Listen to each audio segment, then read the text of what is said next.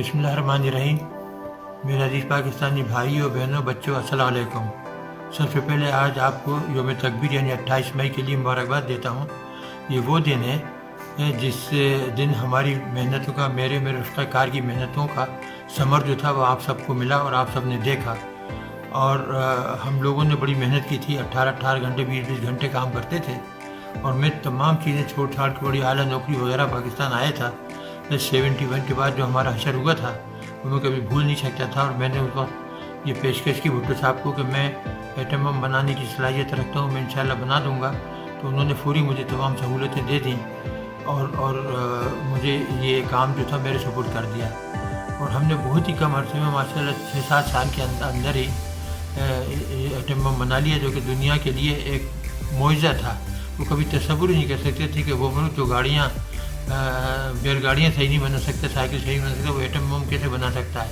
लोग मजाक उड़ाते थे। लेकिन जब हमने बनाया और मैंने दिसंबर 84 को जनरल ज़िया को लिख कर दिया, तारीख में मौजूद है वो ख़त कि जी हमने एटम बम बना लिया और हम 1 हफ़्ते के नोटिस पर उसको धमाका कर सकते हैं। तो वो बेहद खुशी, उन्होंने मुझे गले लगाया, मेरी पेशानी छूमी और कहा कि बस अब हिंदुओं का हम बेड़ा गर्क कर देंगे अगर उन्होंने ज़रा भी हमारे साथ बदमाशी की। तो ये वो चीज़ें थी कि इसमें मेरे साथियों का बड़ा अहम किरदार था, मेरी रहनुमाई थी। सुबह से शाम तक हम काम करते थे और हमने बहुत तेज़ी से ये बनाया, बल्कि न सिर्फ एक बनाया कई बना दिए थे। और जनरल ज़िया से कहा था कि आप जब हुक्म देंगे तो हम धमाका करने को तैयार हैं। और उसके बाद हिंदुस्तानियों ने जब 98 के अंदर 11 मई को धमाके किए तो फिर नवाज शरीफ साहब जो वज़ीर आज़म थे उनसे कहा, मुशाहिद हुसैन सैयद थे, उनसे वो बड़े प्यारे दोस्त थे मेरे, तो उनसे कहा कि जी हमें चाहिए कि हम भी धमाका कर दें। थोड़ी बहुत हिचकिचाहट थी, लेकिन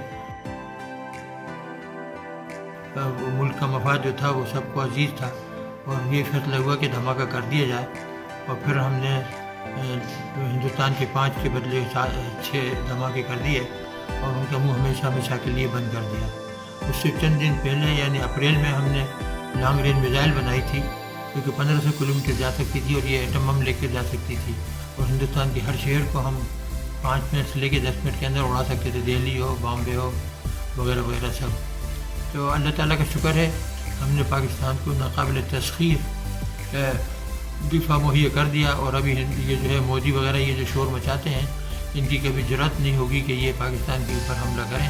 इन्हें पता है कि अगर इन्होंने हमला किया तो ना हिंदुस्तान रहेगा और ना पाकिस्तान, फिर दोनों ही गायब हो जाएंगे और हम भी उनको सफ़े हस्ती से मिटा देंगे।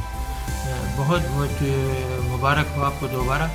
मैं ये करूँ कि ये दफाई काम जब ख़त्म हो गया तो मैंने फलाई कामों पे ध्यान देना शुरू कर दिया। और हम लाहौर में एक फलाई अस्पताल बना रहे हैं जो कि तकमील को पहुँच रहा है। माशाल्लाह 8 मंजिला इमारत है और उसमें कोई 500 मरीज़ जो हैं वो रह सकेंगे।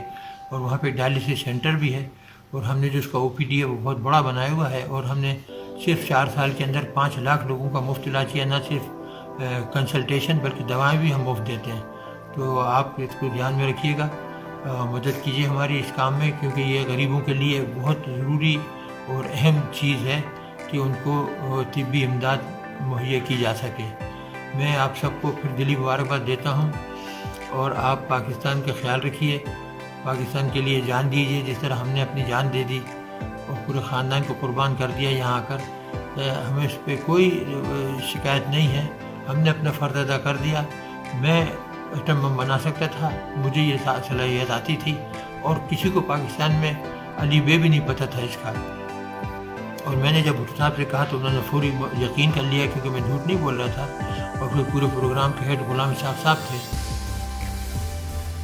जो कि 76 से लेकर 93 तक। और उनका जो ख़त था जाहिद मलिक साहब को लिखा था उन्होंने, शाहिद रहमान था, उसमें उन्होंने पूरी तफसील लिख दी थी कि किस तरह मैंने और मेरे रफ़्क़ा कार ने दिन रात मेहनत करके एटम बम बनाया था और किस तरह मुल्क को नाकाबिल तस्खीर दफ़ा मुहैया किया था। तो आप आराम कीजिए, दुआ कीजिए पाकिस्तान के लिए, तालीम और सनत के ऊपर ध्यान दीजिए कि ताकि मुल्क जो है तरक्की याफ्ता हो जाए, तालीम के हिसाब से भी और सनत के हिसाब से भी। अल्लाह ताला आप सबका हामी व नासिर हो। वस्सलातु वस्सलामु अलैकुम व रहमतुल्लाहि व बरकातुहू।